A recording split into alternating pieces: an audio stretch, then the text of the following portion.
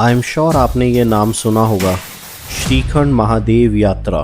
ये सिर्फ एक ट्रैक नहीं है, ये हिमाचल की सबसे चैलेंजिंग और स्पिरिचुअल यात्राओं में से एक है। ये यात्रा सिर्फ जुलाई और अगस्त मंथ में खुलती है, इसलिए जाने से पहले ऑफिशियल डेट्स ज़रूर चेक कर लीजिएगा। ये ट्रैक लगभग 70 किलोमीटर का है अगर हम अप एंड डाउन दोनों डिस्टेंस को काउंट करते हैं तो। वन साइड ये 35 किलोमीटर का ट्रैक है टू श्रीखंड महादेव टॉप। इसकी शुरुआत होती है जाऊं विलेज से। अगर आप अपनी गाड़ी से आ रहे हैं तो पार्किंग की सुविधा आपको यहाँ पे मिल जाएगी। जाऊं से लगभग 3 किलोमीटर का ट्रैक करके आप सिंघाड़ पहुँचते हैं। यहीं रजिस्ट्रेशन और हेल्थ चेकअप होता है और यहीं से श्रीखंड की असली चढ़ाई शुरू हो जाती है। सिंघाड़ तक और उसके आगे भी आपको जगह जगह पर लंगर सेवा मिलती रहेगी, तो पेट भर खाना बिल्कुल मत भूलिएगा क्योंकि आगे एनर्जी की बहुत ज़रूरत पड़ने वाली है। सिंघाड़ से थाचड़ू लगभग 12 किलोमीटर का ट्रैक है और यही पूरी यात्रा का सबसे चैलेंजिंग सेक्शन में से एक माना जाता है।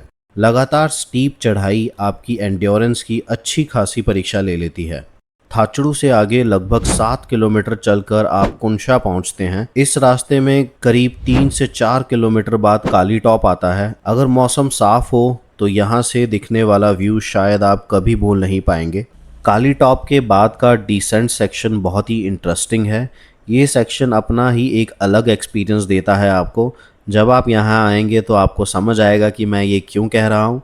तो मुझे कमेंट करके ज़रूर बताइएगा जो जा चुके हैं, और जो जा रहे हैं मुझे ज़रूर कमेंट करके बताइएगा आपका एक्सपीरियंस कैसा रहा। कुंशा से लगभग 3 से 4 किलोमीटर आगे भीम द्वार आता है। मेरी पर्सनल रेकमेंडेशन रहेगी कि यहीं रुकने का प्लान कीजिएगा और ये सबसे प्रैक्टिकल लास्ट पॉइंट है स्टे करने का। भीम द्वार से लोग आमतौर पर रात लगभग 1 बजे निकलते हैं क्योंकि दोपहर के बाद यहाँ का वेदर कब बदल जाए इसका कोई भरोसा नहीं। आपको वापस भीम द्वार आकर ही स्टे करना पड़ेगा जो कि टोटल 14 किलोमीटर का रहेगा। भीम द्वार से करीब 3 किलोमीटर आगे पार्वती बाग है। पार्वती बाग से लगभग 2 किलोमीटर आगे आता है पवित्र नैन सरोवर। ये कोई नॉर्मल वाटर पॉइंट नहीं है, ये एक छोटा सा प्राकृतिक जल कुंड है जिसका पानी बहुत पवित्र माना जाता है। यही आखिरी जगह है जहाँ से आप पानी भर सकते हैं क्योंकि इसके आगे कोई और वाटर सोर्स नहीं है। नैन सरोवर के बाद श्रीखंड महादेव की चढ़ाई और ज़्यादा चैलेंजिंग हो जाती है।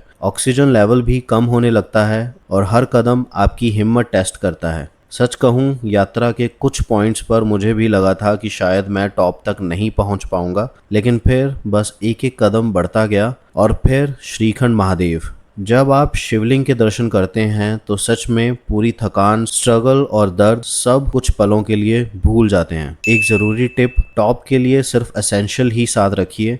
पानी, कुछ स्नैक्स और ज़रूरी सामान, बाकी हैवी लगेज कैंप्स में ही छोड़ दीजिएगा क्योंकि काफ़ी मुश्किल रहने वाला है भीम द्वार से आगे का सफ़र। और एक हिडन जैम जो बहुत लोग मिस कर देते हैं रास्ते में, श्रीखंड महादेव जाने से पहले देवढांग मंदिर ज़रूर जाइएगा। ये रास्ते में ही पड़ता है और इस जगह का स्पिरिचुअल एटमॉस्फेयर अलग ही अनुभव देता है। अगर आप चैलेंज और स्पिरिचुअलिटी दोनों को एक साथ महसूस करना चाहते हैं तो श्रीखंड महादेव यात्रा आपकी बकेट लिस्ट में ज़रूर होनी चाहिए। चैनल को फॉलो करना मत भूलिएगा। मेरे आने वाले मिनी ब्लॉग्स आपको जल्दी से जल्दी देखने को मिले। हर हर महादेव।